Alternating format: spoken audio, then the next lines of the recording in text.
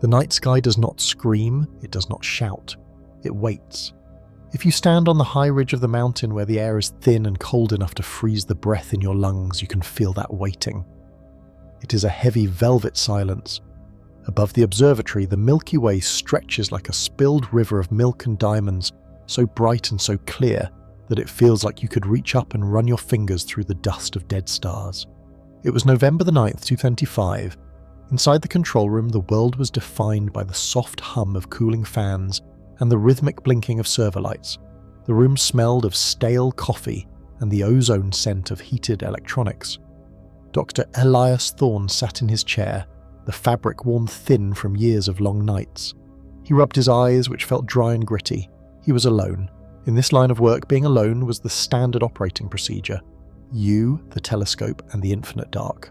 The target for tonight was an object designated 3I Atlas. 3I stood for interstellar.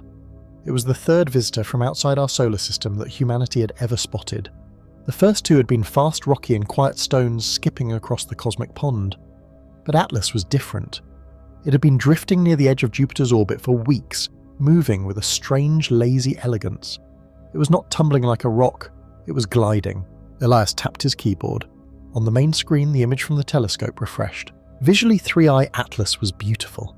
In the high-resolution processing, it looked like a shard of silver glass suspended in the void.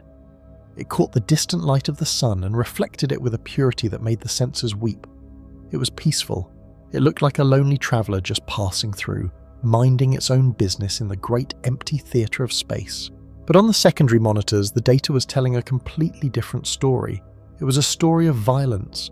"This cannot be right," Elias whispered to the empty room. His voice sounded small, swallowed by the hum of the machines. He leaned closer to the screen, squinting at the telemetry stream. The numbers were cascading down the black terminal window in green lines. They were fast, too fast. It looked like the computer was having a panic attack. The telescope was measuring the light coming off the object. By measuring the light, astronomers could calculate the size of the object. It is a simple rule of physics: a larger surface reflects more light. If you know how far away something is, and you know how bright it is, you can figure out how big it is. Elias ran the script again. System check normal, sensor calibration perfect, distance 500 million kilometers. He looked at the result. He blinked, thinking perhaps his tired eyes were playing tricks on him. He took a sip of cold coffee and looked again. The numbers hadn't changed. According to the visual sensors, the actual picture of the object, Atlas, was a splinter of rock roughly 2 kilometers long and half a kilometer wide. It was a respectable size, but nothing monstrous. It was a small island in a sea of nothingness. However, the light data disagreed. The amount of sunlight bouncing off Atlas suggested it was massive. The brightness readings were off the charts. For an object to reflect that much light, it would need a surface area immense enough to cover a small country. Elias pulled up a fresh command line. "Calculate surface area discrepancy," he typed. The computer processed for a moment, the cursor blinking a rhythmic heartbeat. Then the result appeared. Discrepancy factor 16.0. Elias sat back, the leather of his chair creaking loudly in the quiet room. This was the surface area problem. In simple terms, it was a physical impossibility. Imagine holding a standard playing card in your hand. You can see it. You can measure it with a ruler. It is small. But now imagine that when you shine a flashlight on that playing card, it reflects as much light as a giant billboard. That was what 3I Atlas was doing. Physically, it was small. Mathematically, it was gigantic. 16 times, Elias muttered. It has 16 times more surface area than its physical shape allows. He stood up and walked to the large window overlooking the telescope dish outside. The dish was a white ghost in the moonlight, pointed silently toward Jupiter. The wind was picking up outside, a low whistle against the reinforced glass, but Elias hardly heard it. A discrepancy of 16 times was not a margin of error. A margin of error is 1%, maybe 2. 16 times was a different reality. It meant that the object was somehow folding space. Or perhaps that the surface of the object was not smooth glass, but something infinitely complex, like a piece of paper crumpled into a tight ball, hiding its true size in thousands of microscopic wrinkles. But even that didn't make sense. To get a factor of 16, the wrinkles would have to be fractal, folding in on themselves down to the atomic level. Or there was the other theory, the one astronomers didn't like to say out loud because it sounded less like science and more like a ghost story. Maybe the object wasn't reflecting light. Maybe it was emitting it. But 3I Atlas was cold. The thermal sensors showed it was freezing, matching the deep cold of space. It wasn't a star, it wasn't burning, it was just wrong. Elias returned to his desk. The beauty of the image on the main screen now felt deceptive. That silver shard wasn't just a rock, it was a mask. He began to type a message to the Central Bureau in Massachusetts.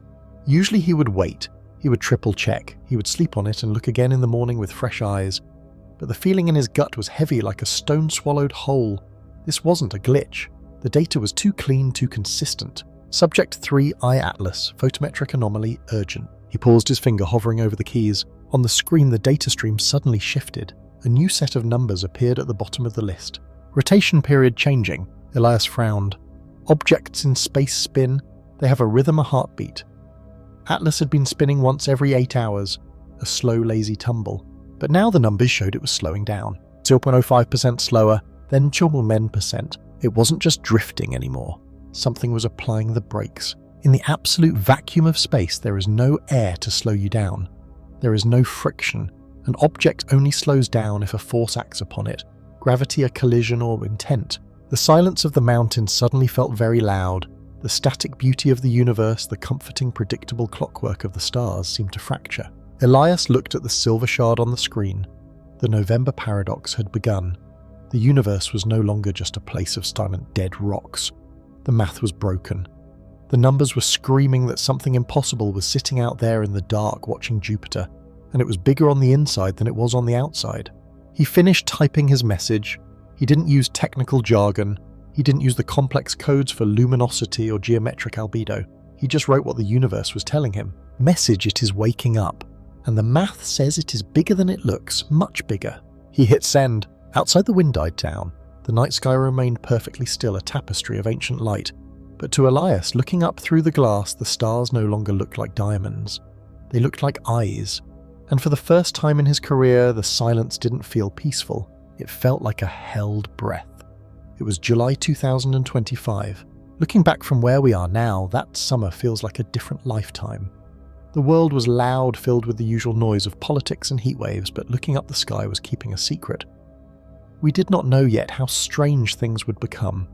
We only had the math, the orbital mechanics, and the old reliable glass eye floating above our heads. We turned to the Hubble Space Telescope. You might wonder why we relied on Hubble. By 2025, the James Webb Space Telescope had been the superstar for years, capturing galaxies from the dawn of time. But Webb looks at the universe in infrared heat vision. To see 3I Atlas as it truly was, to understand its physical shape before it got too close to the sun, we needed visible light. We needed to see it the way a human eye would see it if a human eye could see perfectly in the dark. We needed the old guard. There is something comforting about Hubble. It has been up there since the 1990s. It has seen comets crash into Jupiter. It has watched stars die and be born. It is steady. It is solid. When the panic started to rise later, I often thought back to those quiet data streams from July. Hubble did not panic.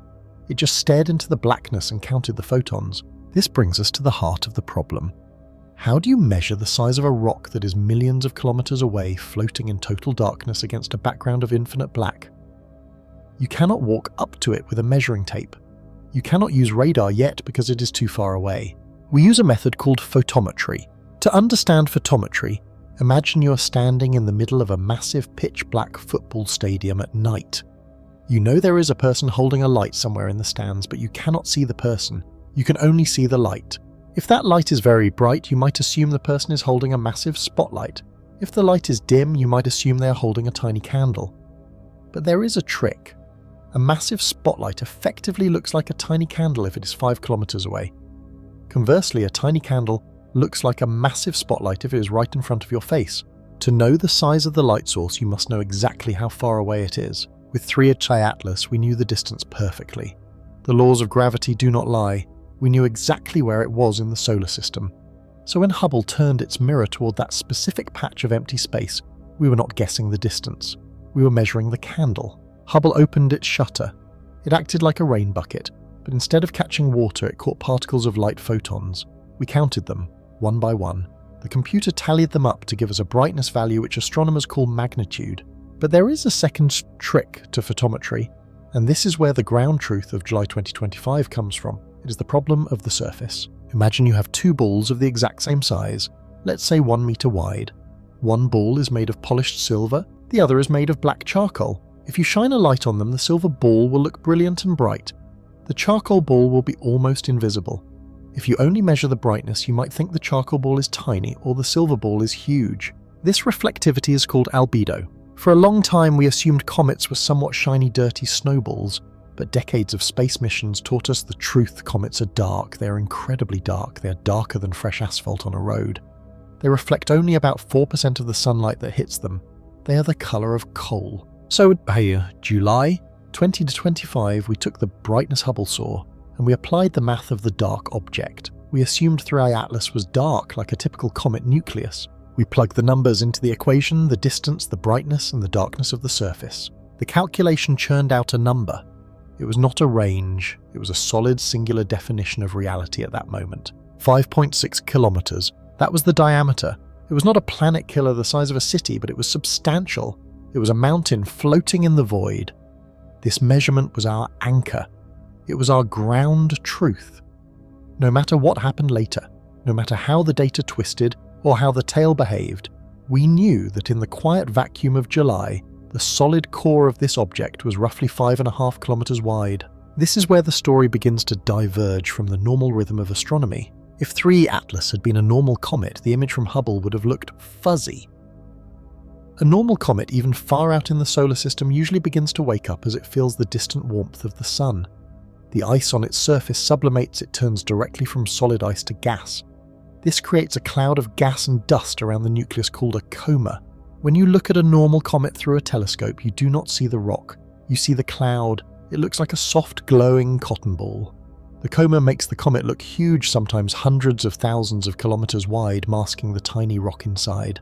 But the Hubble images from July were different. They were hauntingly sharp. 3I Atlas was a pinprick, a singular hard point of light. There was no fuzz, there was no cotton ball, there was no coma. This was the first warning that something was wrong, though we interpreted it as scientific curiosity at the time. Why was it so naked? Usually a comet without a coma means one of two things. Either it is a dead comet, a rock that has gone around the sun so many times that all its ice has melted away, leaving just a husk. Or it is a rock made of something that does not melt easily, something harder, something more stubborn than ice. We looked at the data from Hubble, and we felt a sense of solidity. We thought we understood it. We said, okay, it is a 5.6 kilometer inert nucleus, it is just a dark rock passing through. We were comfortable with that answer. It fit the physics, it fit the photometry, it made sense. The light curve, the graph showing how the brightness changed over time, was flat and steady. A normal comet flickers as it rotates, exposing icy patches and dusty patches. 3I Atlas just shone with a dull, constant grey light. It felt heavy. It felt mechanical in its consistency, though we did not use that word yet. In those quiet days of July before the breaking news alerts and the global arguments, we had this beautiful, clean data set. We had the distance, we had the light, we had the size. 5.6 kilometers. We held on to that number like a raft. We trusted the process. We trusted the albedo corrections. We trusted Hubble. We thought we had measured the guest at our door, and we thought we knew exactly what walked out of the dark. But looking back, the lack of a coma should have bothered us more. The silence of the object should have been louder. We were measuring the reflection of the sun off its back, thinking we were measuring a piece of ancient ice. We were right about the size. 5.6 kilometers was real. The object was there. It was solid. But we were wrong about what was doing the reflecting. As the calendar creeps toward October 30th, the vast silent emptiness of space begins to change.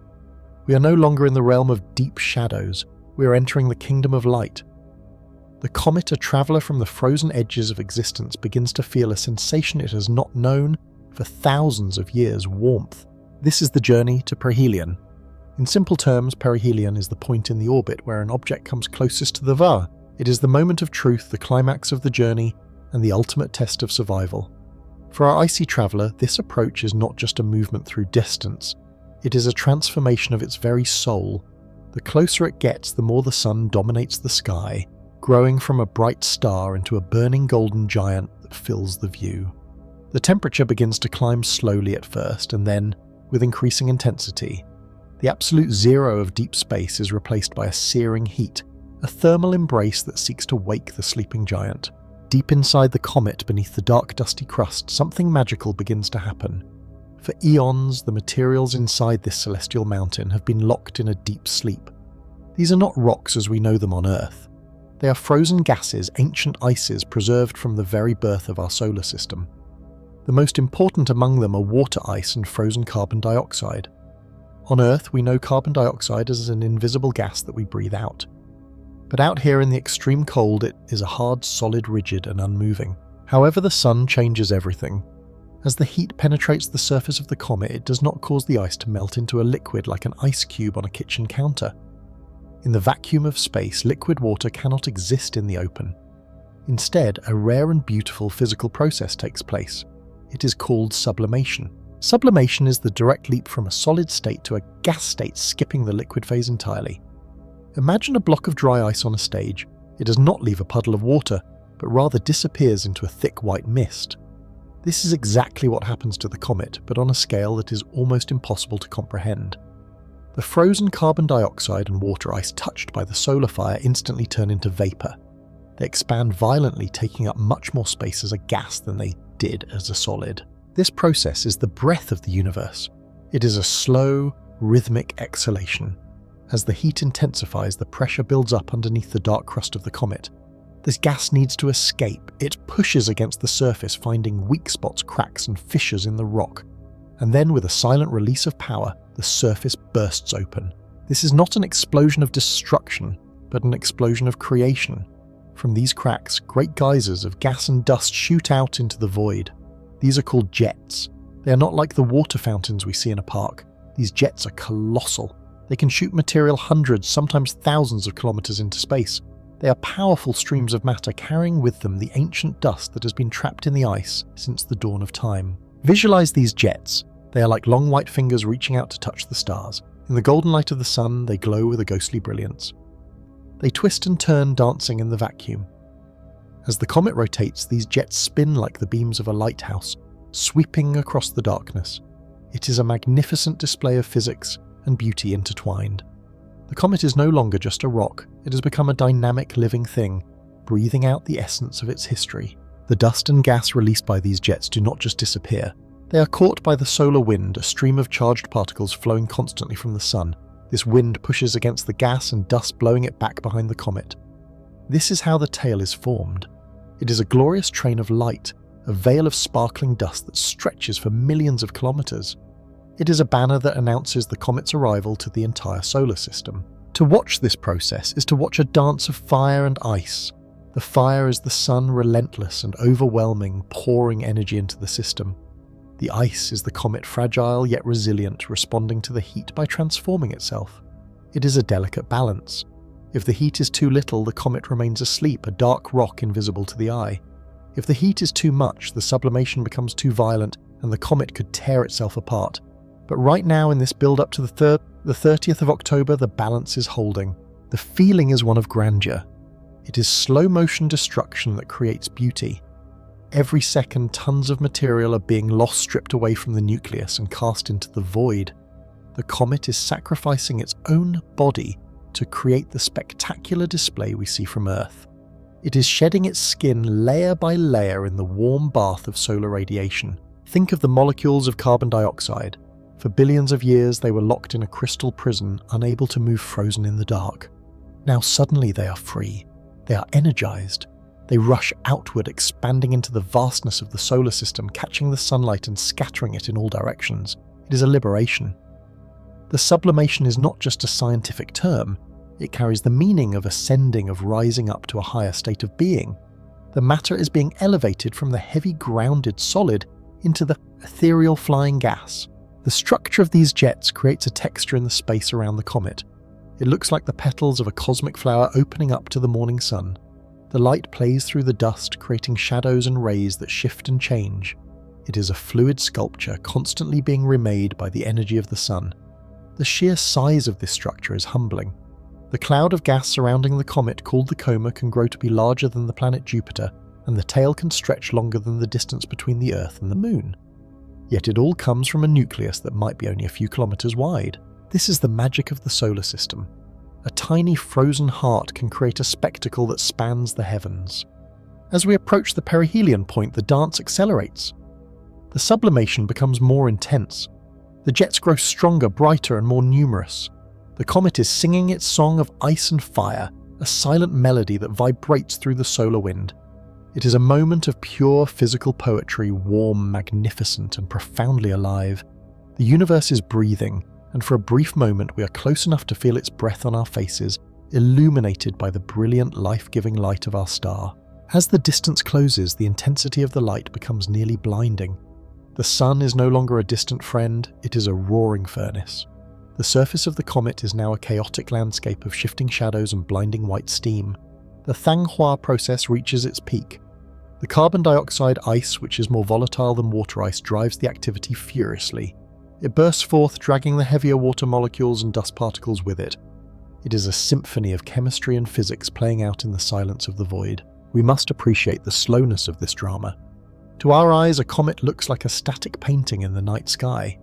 It hangs there motionless among the stars. But this stillness is an illusion caused by the vast distances of space. In reality, the comet is hurtling through space at speeds that would boggle the mind tens of thousands of kilometers per hour, and the internal changes are constant. The jets are evolving, shifting their direction as the sun warms different faces of the rotating nucleus.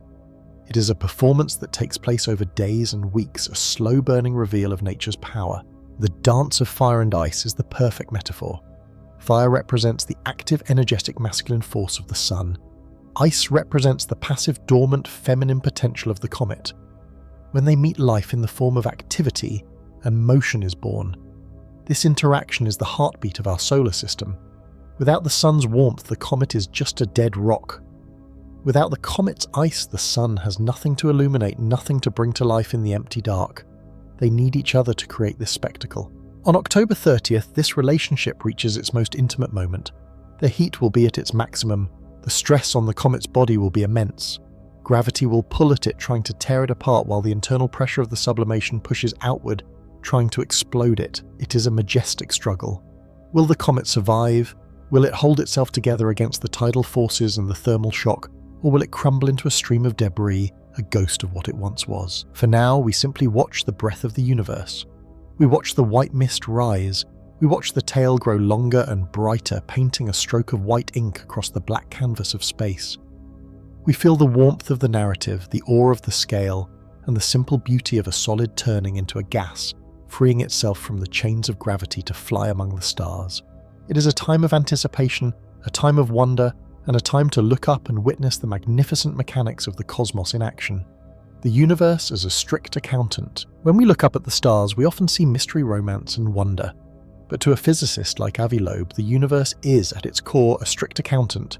It operates on a ledger that must always balance. There is no such thing as a free lunch in astrophysics. Every action has a cost, and that cost is usually paid in energy. This brings us to the most fascinating and perhaps the most damning chapter of the Oumuamua saga, the energy balance. To understand why Oumuamua was so strange, we have to stop looking at it as a rock and start looking at it as a physical system, a machine that consumes fuel to move. The scientific debate surrounding this object was not just about what it looked like in a photograph. It was a battle of mathematics. And when Avi Loeb sat down to check the receipts, the numbers simply did not add up. The solar budget. Let us begin with the income in our equation, sunlight. When an object travels through our solar system, the sun acts as its only source of power. Sunlight strikes the surface of the object, warming it up. If the object is a comet, this heat causes the ice on its surface to turn directly into gas, a process called sublimation. This gas shoots out into the vacuum of space. According to Newton's laws of motion, this shooting gas acts like a rocket thruster that pushes the object forward. This is the mechanism behind the non-gravitational acceleration we discussed earlier. However, the sun is not an infinite battery. It provides a very specific, calculable amount of energy per square meter. We know exactly how much solar energy was available to Oumuamua at its distance from the sun. This is a fixed number. It is the allowance the object had to spend. The cost of moving. Now let us look at the expense mass loss. To push a heavy object, you need a strong force. To get a strong force from evaporating gas, you need to burn a lot of fuel. You need to evaporate a massive amount of water ice to generate enough thrust to push a mountain-sized rock through space. This is where the logic begins to tighten its grip. Critics of Loeb attempted to explain away the anomaly by suggesting the dark comet theory. They argued that Oumuamua was indeed a comet, but one made of very pure water ice without any dust. They claimed this purity was why we did not see a tail. They argued the tail was there, but it was transparent and invisible to our telescopes. But Loeb looked at the energy required to make this happen. To achieve the extra speed that astronomers observed to push Oumuamua that hard, the object would have needed to evaporate a tremendous amount of its own mass. The great contradiction, 23 kilometers versus 56 kilometers. This leads us to the most critical calculation, the moment where the natural explanation begins to fracture. In an attempt to make the natural comet theory work, a team of reputable astronomers published a paper. They calculated the physics of a pure ice comet. They suggested that for Oumuamua to behave the way it did without falling apart and to maintain its rotation, it must have been a large fluffy object. They calculated that to maintain its spin and stability while evaporating that much gas, the object needed to be roughly 23 kilometers, about 14 miles in diameter. Let us visualize that. That is a massive object. It is a mountain floating in space. It is bigger than the city of Manhattan. However, there was a fatal flaw in this argument. We have telescopes. We have eyes on the sky. We measured how much sunlight Oumuamua reflected. Based on its brightness or lack thereof, the object appeared to be very small. If Oumuamua were a typical comet or asteroid, its observed brightness suggested it was only about 5.6 kilometers, about 3.5 miles wide at the very most. In reality, it was likely much smaller, perhaps even the size of a football field. The impossible equation. Here is the trap that logic sets for the natural explanation. First, consider if the object was huge, 23 kilometers. If it were this big, it would have enough surface area to catch a lot of sunlight. However, a 3-kilometer object is incredibly heavy. The rocket engine of evaporating gas would need to be enormously powerful to push such a heavy beast. But more importantly, a 23-kilometer ball of ice reflects a lot of light. It would have shone brightly in our telescopes like a beacon. We did not see this. The object was dim. Second, consider if the object was small, 5.6 kilometers or less. This matches the dimness we observed. But a small object has very little surface area. It cannot catch enough sunlight to power the massive rocket thrust needed to move a rock. Furthermore, if a small object evaporated enough gas to generate that speed, it would lose more than 10% of its total mass in a very short time. This rapid weight loss creates a new problem, the spin. Imagine a spinning figure skater. If she suddenly loses 10% of her body weight, her spin changes dramatically.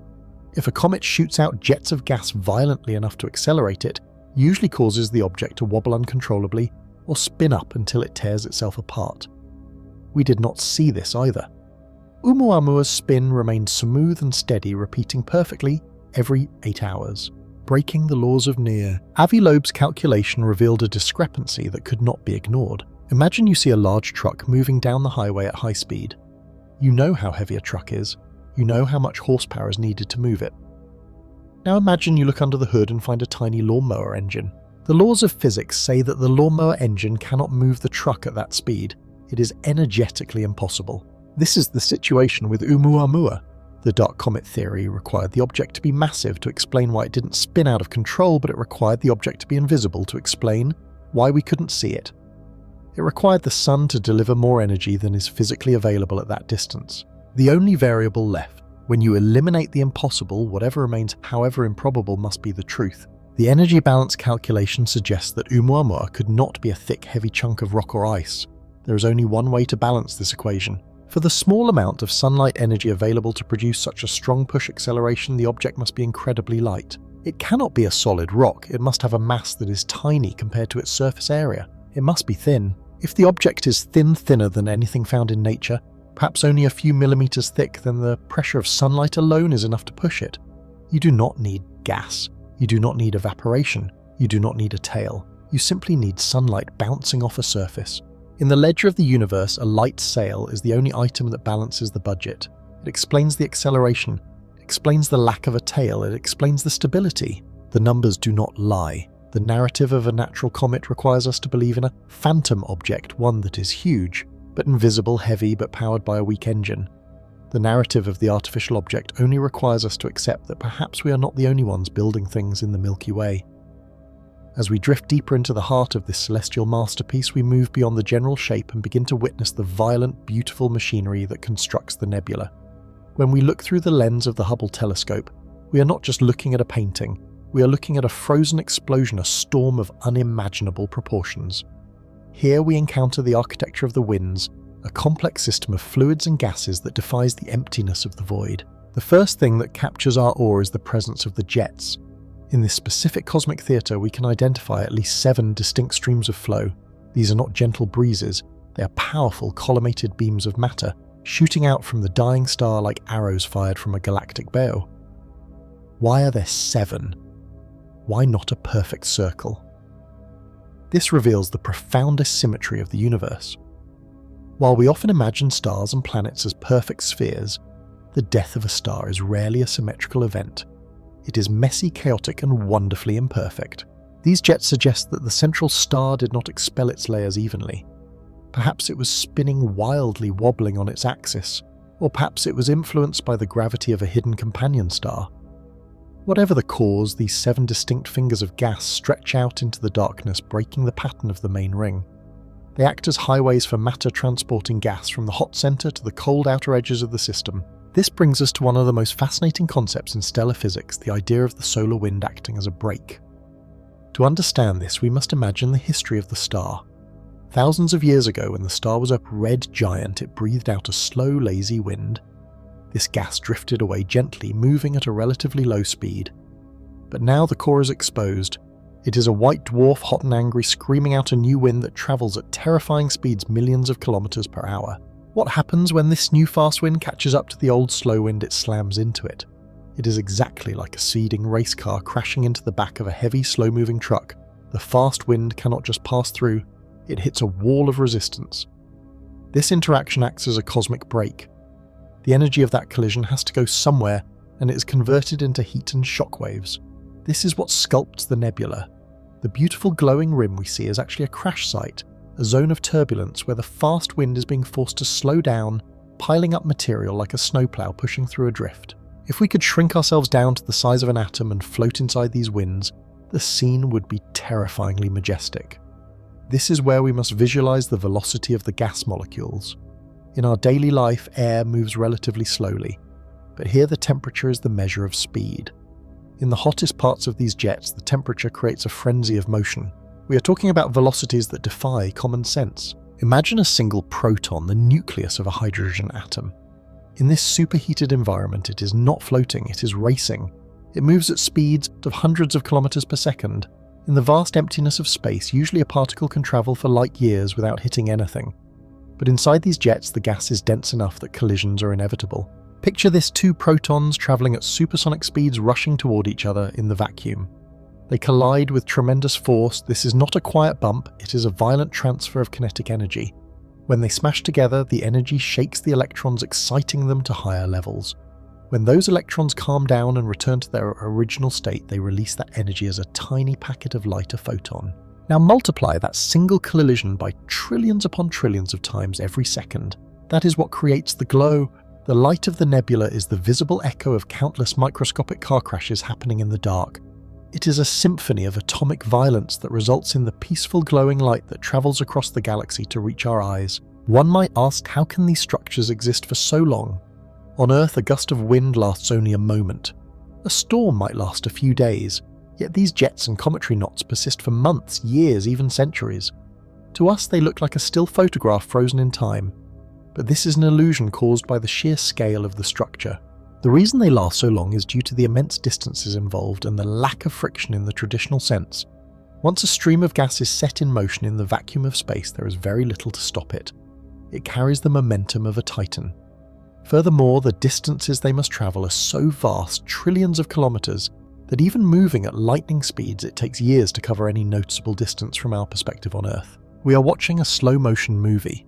If we could watch this nebula for 500 years, we might see the jets expand, slightly pushing further into the dark. But in the short span of a human lifetime, they appear as eternal monuments.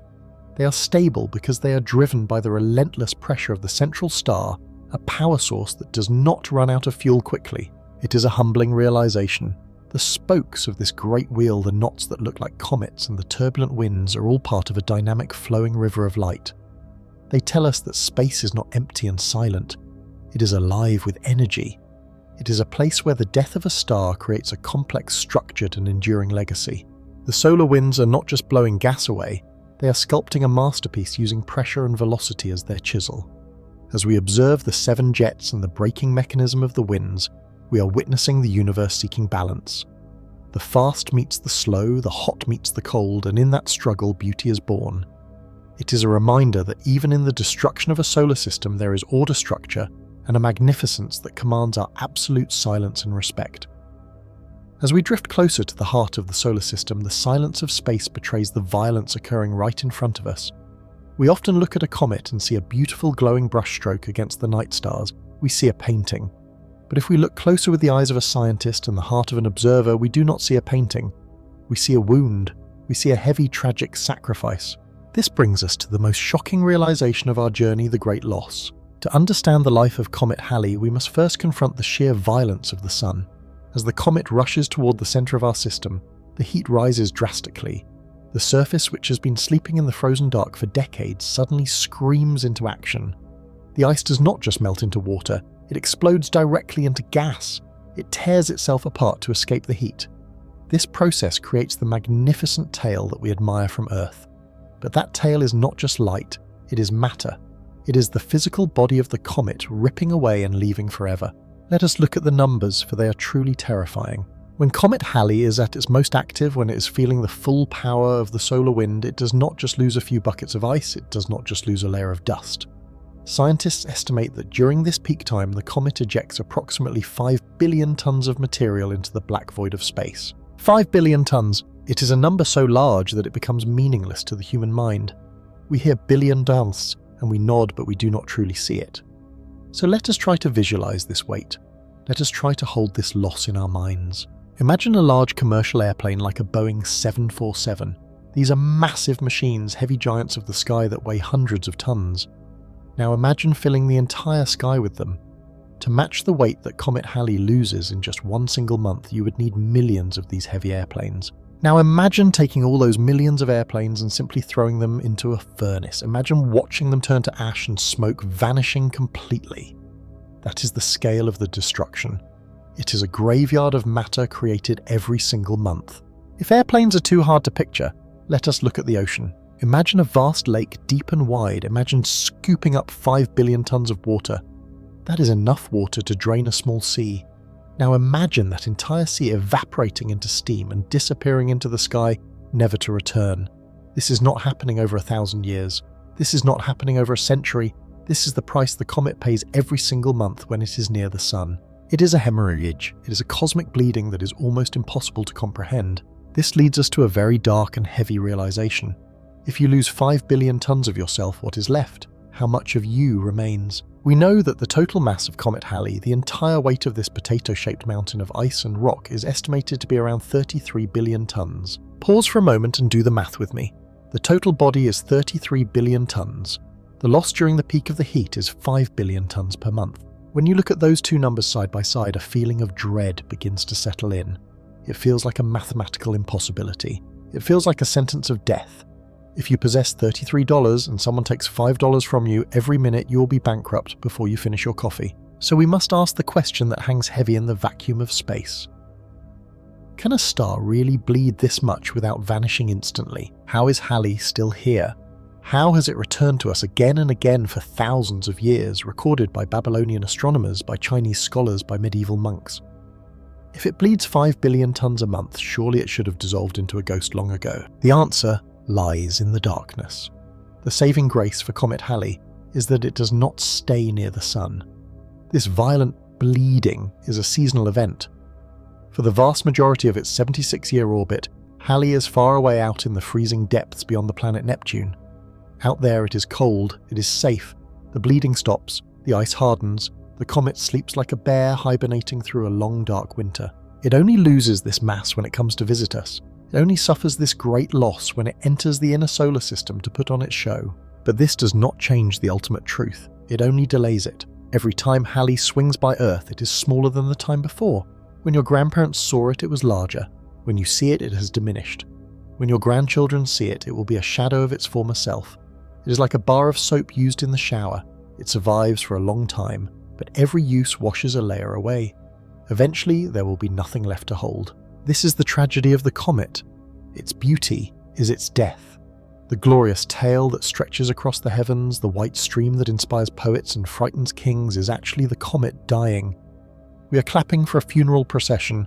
We are admiring the debris of a crumbling world. So as we look at this object floating there with its total mass of 33 billion tons, we must look at it with a sense of overwhelming awe mixed with sadness. It is a giant yes. 33 billion tons is a mountain. But against the fires of the sun, even a mountain is fragile.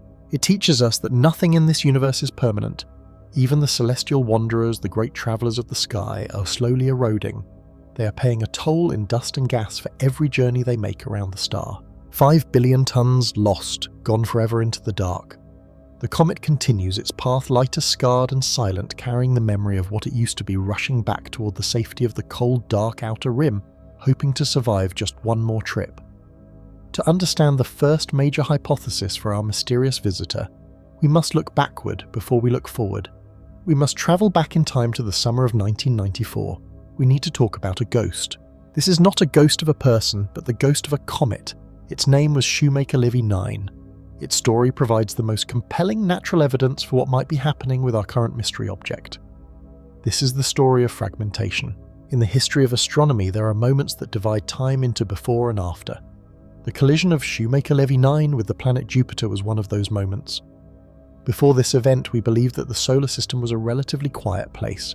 We thought that giant collisions were things that happened billions of years ago in the ancient past, not something that happened while we were watching.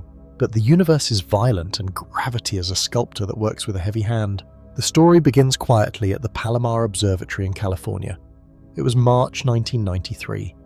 3 astronomers, Carolyn Shoemaker, Eugene Shoemaker, and David Levy, were scanning the night sky.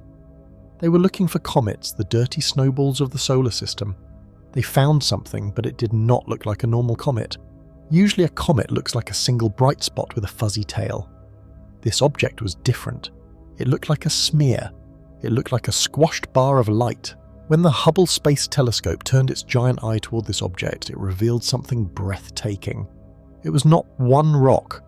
It was a line of roughly 21 separate fragments marching in a perfect row through the darkness of space. The astronomers called it a string of pearls. It was hauntingly beautiful. But how did it happen? Why was a comet broken into a perfect line? The answer lies in the invisible crushing power of tidal forces. To understand tidal forces, you do not need complex mathematics. You only need to understand that gravity depends on distance. The closer you are to a massive object, the stronger the gravity pulls you. Imagine you are falling feet first toward a giant planet like Jupiter. Your feet are slightly closer to the center of the planet than your head is. Because gravity gets stronger as you get closer, the planet pulls on your feet harder than it pulls on your head. If the planet is small like Earth, you do not feel this difference. But if the gravity is extreme, that difference becomes dangerous. The planet is effectively stretching you. It is pulling your bottom half away from your top half. If you get too close past a specific invisible line called the Roche limit, the force holding your body together is not strong enough to resist the stretching. You would be pulled apart. This is exactly what happened to Shoemaker-Levy 9. In 1992, 2 years before the collision, the comet had swung too close to Jupiter. It passed within the danger zone. The immense gravity of the gas giant grabbed the comet. It pulled the side facing the planet much harder than the side facing away. The comet, which was just a loose collection of rock and ice held together by its own weak gravity, stood no chance. It was ripped apart, it was shattered into pieces, but because of the momentum, the pieces did not just fly away in all directions. They drifted apart slowly along the path of the orbit, creating that famous string of pearls. This brings us to the dramatic climax of 1994. The entire world watched as these pearls slammed into the atmosphere of Jupiter. They hit the planet with the force of hundreds of millions of tons of TNT. The impacts were terrifying. They created fireballs larger than the Earth itself. They left dark, bruised scars in Jupiter's clouds that remained visible for months. It proved that planets can destroy comets long before they actually hit the surface. It proved that gravity can turn a solid object into a cloud of debris. So how does this ghost story explain our current mystery? Let us return to the anomaly we are studying today. We have an object that is accelerating. It is being pushed away from the sun. We calculated that for sunlight to push a rock this heavy, the rock would need to be impossibly thin like a sheet of paper. This is the surface area problem. A solid rock does not have enough surface area to catch enough wind from the sun. But what if the object is not a solid rock? What if we are looking at another string of pearls? This is the fragmentation hypothesis. It suggests that our mystery visitor is not a spaceship and it is not a solid cigar-shaped rock. Instead, it is a cloud. It might be a comet that was ripped apart by the tidal forces of its own home star before it was kicked out into the galaxy. Or perhaps it was ripped apart by our sun when it arrived. Think about the physics of a cloud of dust or a cluster of broken rocks. If you take a solid rock and smash it into dust, you do not change the total mass. It still weighs the same. However, you drastically increase its surface area. A single block of wood has a small surface area. Turn that block into sawdust and the surface area becomes enormous. If our mystery object is actually a cloud of dust and small fragments, a ghost of a dead comet, then the sunlight has millions of tiny surfaces to push against. The pressure of the solar radiation would be incredibly effective. It would push the entire cloud violently away from the sun. This would perfectly explain the extra acceleration that confused the scientists. It would explain why the object moved as if it had an engine. The engine was just the sun pushing against a cloud of wreckage. This theory also explains why we did not see a tail. Usually comets have tails made of gas, but if this object was a dry fragment, a skeleton of a rock that had been baked by radiation for millions of years, it would have no gas left. It would just be dust and gravel. When we look at the data, the string of pearls model fits the numbers surprisingly well. It solves the problem of the geometry. We do not need to imagine a perfect unnatural sheet of metal. We only need to imagine a pile of rubble. It is a tragic yet elegant solution. It suggests that the visitor was dying as it passed us. It was not a probe sent to watch us. It was a corpse. It was the remains of a planetary system far away, torn apart by gravity, drifting through the void until it passed our sun. The ghost of Shoemaker Levy 9 teaches us that looks can be deceiving. What looks like a point of light might be a cluster. What looks like a solid object might be a broken chain. The tidal forces that created the scars on Jupiter are the same forces that might have created our mystery visitor. It turns the strange acceleration from a sign of alien technology into a sign of natural violence. It reminds us that space is not just empty, it is a grinder. It chews up worlds and spits out dust. However, even this ghost theory has its own problems. If it were a cloud of dust, would it have survived the long journey between stars? Would the cloud not have dispersed and faded away into nothingness over thousands of years? The debate was not over. But for a moment, the image of the string of pearls gave scientists a way to sleep at night, believing that perhaps the laws of nature were safe, and we were alone in the dark once again. In the vast, silent cathedral of deep space, gravity is supposed to be the only law that matters. It is the great conductor moving planets and stars in a predictable rhythmic dance. For centuries, astronomers have relied on this certainty. If you know the mass of the sun and the speed of an object, you can predict exactly where that object will be 10 years from now, down to the meter. It is a clockwork universe. But 3i Atlas has stopped following the rules. As we analysed the stream of data returning from our deep space sensors, a feeling of unease began to settle over the control room. It started as a small error in the math, a tiny discrepancy between where the object should be and where it actually was. At first, we thought it was a glitch in the sensors, or a mistake in the calculation, but the error grew. 3i Atlas was moving faster than the gravity of the sun could explain. It was deviating from its calculated path. In the sterile language of astrophysics, we call this non-gravitational acceleration. But in the quiet of the observatory, it felt like something else entirely. It felt like the object was making a choice. To understand why this is so disturbing, we must look at the history of interstellar visitors, specifically the first one, Oumuamua. When Oumuamua passed through our solar system years ago, it shocked the world. It was a long, cigar-shaped rock that tumbled through the dark. As it moved away from the sun, it too sped up. It defied the gravitational pull that should have slowed it down. At the time, the scientific community scrambled for a natural explanation. The most accepted theory was outgassing, or the rocket effect. Think of a comet as a dirty snowball. As it gets closer to the sun, the heat warms up the frozen gases trapped inside the rock. These gases, water vapor, carbon dioxide, or hydrogen, turn from solid ice directly into gas. This process builds up pressure until the gas bursts out through cracks in the surface. When the gas shoots out in one direction, it pushes the rock in the opposite direction. It is the same principle as letting the air out of a balloon. The balloon flies across the room because the air rushes out the back. This is a reaction force. It is a natural engine. With Oumuamua, we eventually accepted that invisible jets of hydrogen gas were likely pushing it, giving it that extra speed. It was strange because Oumuamua had no visible tail coma, but it was physically possible. Nature creates weird things, and we accepted the coincidence. But 3i Atlas is different. The comparison to Oumuamua only deepens the mystery rather than solving it. We have modelled the outgassing scenario for 3i Atlas 1,000 times. We ran simulations assuming it is made of water ice, hydrogen ice, or nitrogen. We calculated the heat from the sun and the potential pressure of the escaping gas. Here is the problem: comets are messy. When a natural comet heats up, the jets of gas erupt randomly.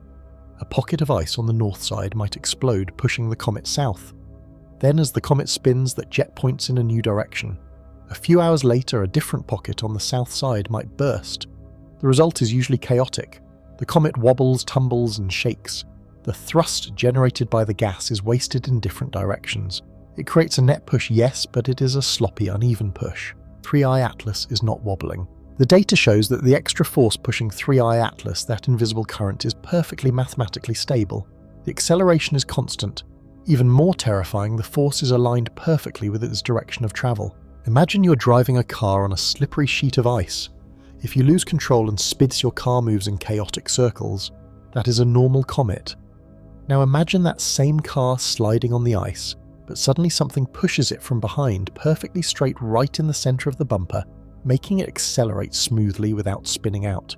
That is what is happening to 3i Atlas. For the rocket effect to work this smoothly, the gas vents on the object would have to be located exactly at the rear of the object relative to its motion, and they would have to stay there.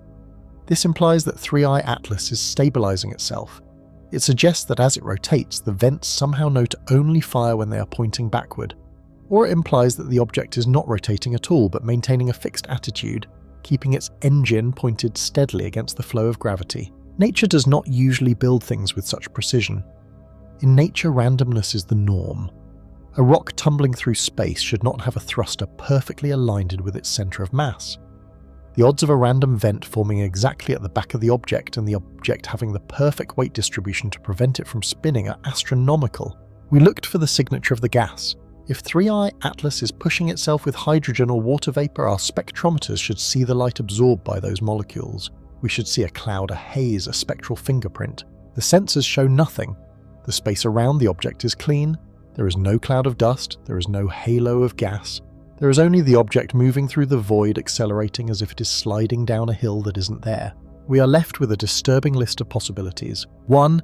It is releasing a type of gas we have never seen before, something that is invisible to our senses and leaves no trace. This would require a new understanding of chemistry. 2. It is not using gas at all. It is being pushed by something else. Perhaps it is reacting to the solar wind, the stream of particles from the sun, in a way we don't understand. This brings us back to the light sail theory that was proposed for Oumuamua. If the object is incredibly thin like a sheet of foil, the pressure of sunlight alone could push it. But 3i Atlas appears massive and solid on our radar, not a thin sheet. 3. The acceleration is artificial. This is the hypothesis we whisper, the one we do not write in the official reports. When a pilot flies a jet, they align the thrust with the vector of movement to gain maximum speed. They correct for drift. They stabilize the rotation. The motion of 3i Atlas bears the hallmarks of intention.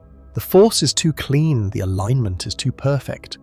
It is as if the object is riding a rail, ignoring the chaotic drag of the cosmos. As 3i Atlas dives deeper into the solar system, the invisible current is getting stronger. The deviation from the gravitational orbit is increasing by meters per second squared every day. It is correcting its course. It is not falling toward the sun anymore.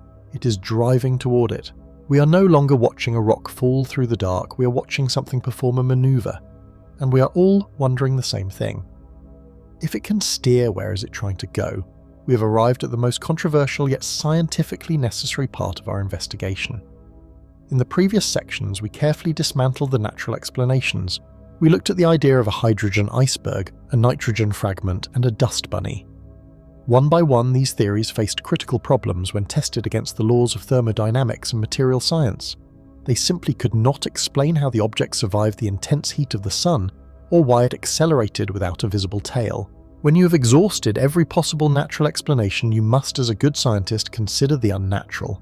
We must look at the possibility that Oumuamua was not a rock, but an object that was manufactured. This is known as the technological hypothesis. This is not about science fiction or sensational headlines. It is about physics. It is about looking at the data and asking what kind of object fits the numbers perfectly. The problem of propulsion.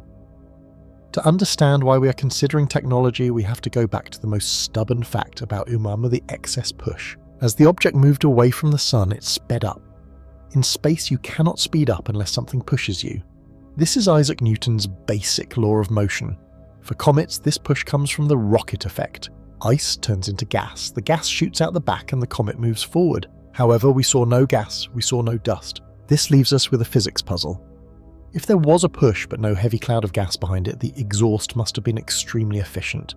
In scientific terms, we call this high exhaust velocity. Imagine you're standing on a skateboard. If you throw a heavy bowling ball behind you, you will roll forward. This is how a normal comet works. It throws a lot of heavy gas and dust backward. But Oumuamua did not throw a bowling ball. It is more like standing on that skateboard and shining a ridiculously powerful flashlight behind you. Light has no mass, but it has momentum. If the exhaust leaves the object at the speed of light, you get a push without losing much mass at all. Nature does not typically create propulsion systems with high exhaust velocity that are invisible to our telescopes, but technology does. The solar sail concept. This line of thinking leads us to the most robust version of the technological hypothesis, the light sail or solar sail. If Oumuamua was not burning fuel to move, perhaps it was being pushed by sunlight itself. The sun emits particles of light called photons. When these photons hit an object, they bounce off, imparting a tiny, tiny push. For a heavy rock, this push is meaningless, like throwing tennis balls at a moving train. However, if the object is incredibly lightweight and has a very large surface area, that tiny push becomes significant. If Oumuamua was a thin membrane like a sheet of paper or a piece of plastic wrap, the pressure from the sun would be enough to generate the exact amount of acceleration we measured. This hypothesis solves the biggest mysteries instantly. Why no tail? Because nothing is evaporating. It is a solid surface being pushed by light. Why the tumble? If a flat, thin sheet is damaged or tumbling through space, the amount of sunlight it reflects would change dramatically, explaining the extreme brightening and dimming we observed the light curve. Why the shape? The data suggested it was either a cigar or a pancake. A light sail is effectively a flat pancake. For nature to produce a rock that is less than a millimeter thick but as wide as a football field is almost impossible. Such a rock would lack the internal strength to hold together. However, human engineers are already designing light sails exactly like this. It's a very efficient way to travel between stars because you do not need to carry heavy fuel, you just let the stars push you.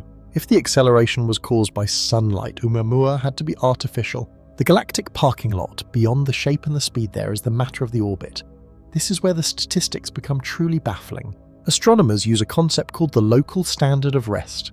Think of the galaxy as a busy ocean. All the stars are like boats drifting in slightly different currents. The sun is moving, other stars are moving, and clouds of gas are moving. The local standard of rest is the average speed of all the stars in our neighborhood. It is like the still point of our region of the galaxy. Most objects we see are moving relative to the still point. They are participating in the galactic dance. Oumuamua was different. Before it entered our solar system, it was at rest relative to the local standard of rest. It was sitting perfectly still in the galactic parking lot. It was not moving, we hit it. Our solar system moving through the galaxy smashed into this object like a windshield hitting a bug. Why is this important? Because being at rest in the local standard of rest is a very rare state for a random rock. Only 1 in 500 stars is this still. The statistical probability of a random rock ejected from another star system just happening to sit at that exact velocity is astronomical. Furthermore, the specific orientation of its arrival was unique. It came from a direction that minimized the chances of it interacting with anything. When you combine the unique velocity sitting still in the galaxy with the unique shape extreme aspect ratio and the unique acceleration non-gravitational push, without gas, the odds of this being a coincidence drop to 0. Some researchers have calculated the probability of a natural object having all these traits as being roughly 1 in 100 million. In science, when the odds are 1 in 100 million, you are usually looking at the wrong theory. You need a new theory. Space junk or a probe? If we accept the possibility that it is technological, does that mean it was a spaceship piloted by little green men? Not at all. That is a leap we do not need to make. A more grounded perspective is that of space archaeology. Humans have sent 5 objects into interstellar space. Voyager 1, Voyager 2, Pioneer 10, Pioneer 11, and New Horizons. In a million years, these will just be dead pieces of metal floating in the void. Oumuamua could be the same thing. It could be a buoy, a navigation marker left in the parking lot of the galaxy, a fragment, a broken piece of a larger Dyson sphere or communication array, space trash, a discarded solar cell from a civilization that launched it 1 billion years ago. The fact that it tumbled suggests it was not functional and it wasn't scanning us. It was likely dead tumbling debris, but even space trash implies a civilization that created it, expanding the scientific mind. The resistance to this hypothesis is often emotional, not logical. We are terrified of the giggle factor. Scientists worry that if they say the word alien or technology, they will be ridiculed or lose their funding. So they prefer to invent invisible hydrogen icebergs, rather than admit that the data looks artificial. But true science requires humility. We must follow the evidence wherever it leads, even if it leads to a conclusion that changes our place in the universe. Galileo was persecuted for saying the Earth moved around the Sun. Today we face a similar psychological barrier. We want to believe we are special, or at least that the universe is dead and quiet. Oumuamua challenged that silence. If it was a rock that acted like a machine. If it was a machine, it implies we are not alone. Both possibilities are frightening, but only one fits the data without breaking the laws of physics. The technological hypothesis does not require us to invent new types of matter like solid hydrogen. It only requires us to admit that perhaps, just perhaps, someone else built a sail to catch the wind of the stars. As the calendar pages turned toward the end of the year, the atmosphere on Earth began to shift. We were no longer just reacting to a discovery. We were preparing for a meeting. The date was circled on digital calendars and written in notebooks across every continent, December 19th, 25. This was the date of the closest approach. This was the moment when the traveller from the dark, the asteroid that had captivated our imagination, would brush past our home. It would not hit us. The mathematics of the trajectory were solid, checked and rechecked 1,000 times by the brightest minds from Paris to Beijing. It would pass safely, but in cosmic terms it would be a whisper away. For the scientific community, this was not just an event. It was the Super Bowl, the World Cup, and a grand symphony all rolled into one. The preparation was meticulous, required a level of patience that is rare in our modern world of instant gratification. Science cannot be rushed. It is a slow, deliberate art of waiting for the universe to reveal itself. High above our heads, the big guns were turning their attention. The James Webb Space Telescope, sitting at its lonely outpost 1 million miles from Earth, received its commands. Webb is a time machine and a heat seeker. It looks at the universe in infrared light, which is essentially looking at heat. Its job was to stare through any dust or gas surrounding the asteroid and look at the surface itself. The scientists wanted to know, is it warm, is it radiating energy? What is the texture of this ancient rock? Closer to home, the Hubble Space Telescope, the old and faithful grandfather of space observation, swiveled its mirrors. Even after decades of service, Hubble remained our best eye for visible light, the same light our human eyes can see. While Webb painted a picture of heat, Hubble would paint a portrait of colour and shadow. Together, they would create a composite image more detailed than anything we had ever seen before. But the network extended far beyond the salience of SES. On the ground, the great radio telescopes began their work. These are not telescopes that look with glass lenses. They are giant ears. They look like massive satellite dishes, bowl-shaped structures pointing at the sky. They were preparing to send powerful radio waves out into the blackness. These waves would travel at the speed of light, hit the surface of the asteroid and bounce back to Earth. By measuring how long the echo took to return and how the signal changed, scientists could build a 3D shape of the object. It is like a bat using sonar to see in the dark, but on a planetary scale. This method allows us to see every mountain, every valley and every crater on the asteroid, even though it is millions of kilometers away. Further out in the solar system, the JUICE spacecraft launched by the European Space Agency to explore Jupiter was also part of the conversation. Though it was millions of kilometers away on its own journey, its sensors contributed to the data profile of the background environment. It felt as though every machine humanity had ever built was waking up to watch the show. However, the true beauty of the global eye was not found in the billion-dollar control rooms of NASA or ESA. It was found in the backyards. Thousands of amateur astronomers were polishing their lenses. These were not professionals. They were teachers, bus drivers, retired nurses and high school students. They stood on rooftops in Tokyo, in open fields in Australia, and on snowy driveways in Canada. They communicated through online forums sharing coordinates and weather reports. Clear skies in Chile. One would type, "Cloudy in London, relying on you," another would reply. It was a relay race of observation.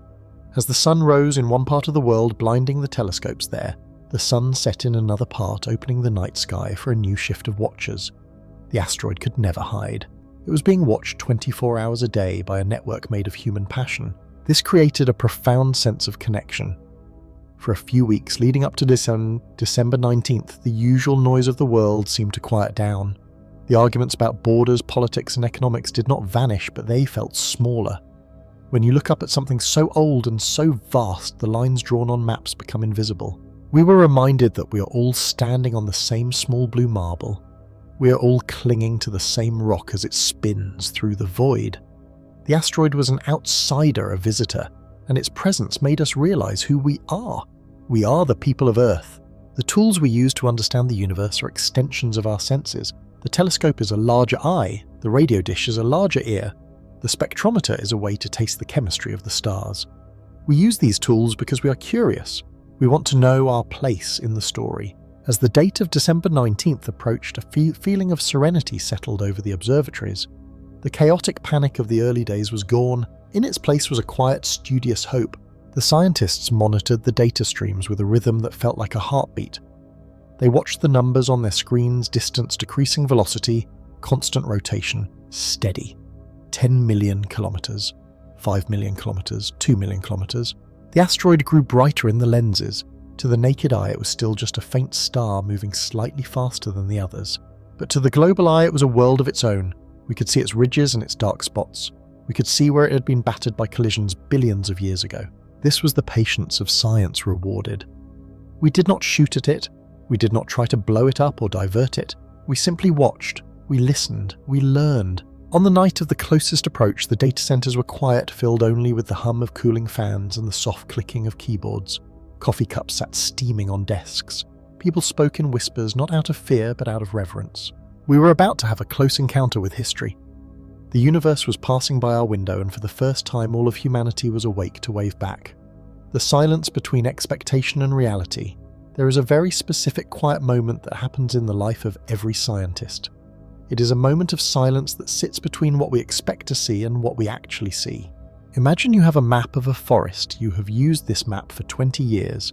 It tells you exactly where the river bends, where the tall oak trees stand, and how to get from the entrance to the exit. But one day you go for a walk with your map, and right where the paper says there should be a flat, grassy field, and you find a deep, dark lake. Your first reaction is usually not excitement, it is annoyance. You might tap your compass and you might clean your glasses. You think, I must be reading this wrong, or the map maker made a mistake. You might even feel a little angry. This is human nature. We love patterns. We feel safe when the world behaves exactly how our textbooks say it should. We want the universe to be predictable. But this frustration is actually the most beautiful part of science. This is the moment where the data does not fit the model. If every experiment gave us exactly the result we expected, science would be dead.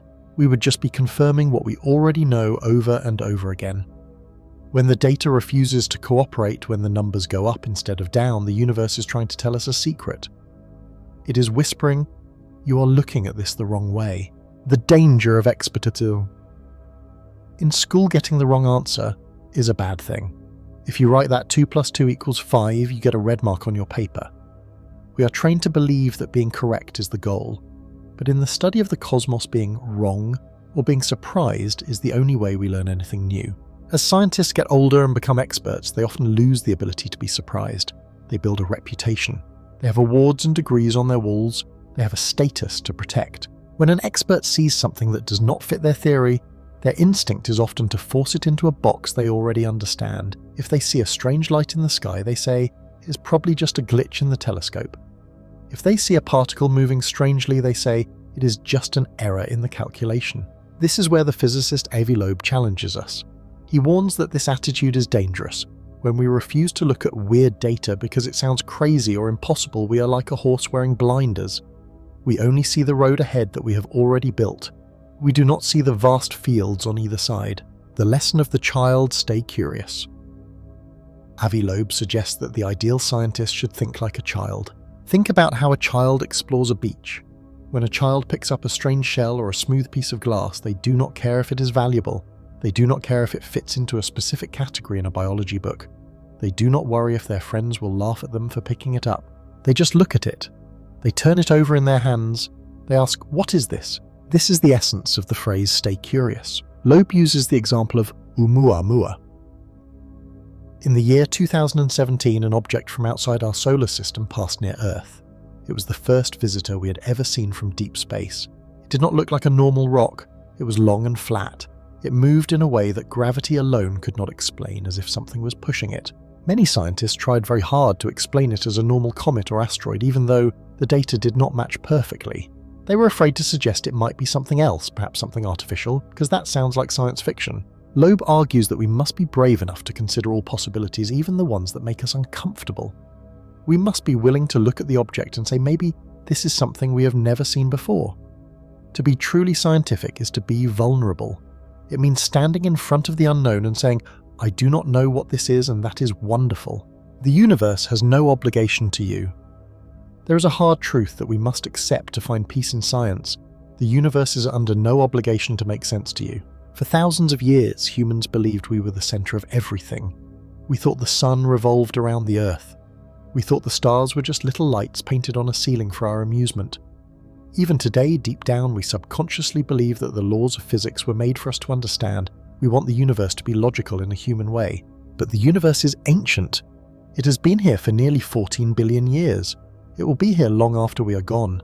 It is vast, cold, violent, and beautiful. It creates black holes where time stops. It expands at a rate that is faster than the speed of light. It contains mysteries like quantum entanglement, where two particles can communicate instantly across the universe, defying our common sense of space and time. When we encounter something that seems impossible, we should not be offended. We should be humbled. The universe is the master. We are the students. We cannot demand that the universe follows our rules. We must change our rules to follow the universe, embracing the dark and the unknown. There is a great sense of relaxation in this humility. It takes the pressure off. We do not need to have all the answers right now. In our modern world, we are obsessed with certainty. We want to know exactly what the weather will be tomorrow. We want to know exactly how the stock market will move. But science teaches us to be comfortable with uncertainty. Consider the concept of dark matter. When astronomers look at a galaxy, they measure the mass of all the stars and gas they can see. Let us say that mass equals 1 million units. But when they measure how fast the galaxy is spinning, the math says there must be 5 million units of mass holding it together. There is a huge gap. The data does not match the model. Instead of giving up, scientists admit, there is something else here. We cannot see it. We cannot touch it. We do not know what it is made of, but it is real. We call it dark matter, but that is just a fancy name for we do not know yet.